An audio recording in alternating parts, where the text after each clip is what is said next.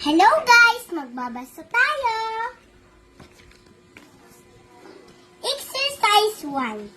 First day in school. It was first day of classes. The grade 2 children were happy. They were telling stories about themselves. I am 7 years old. My father is a teacher. Edna said. I live in Tondo.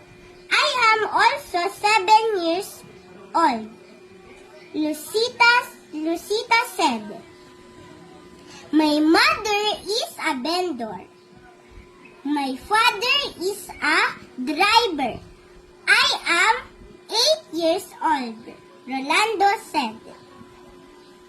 Questions.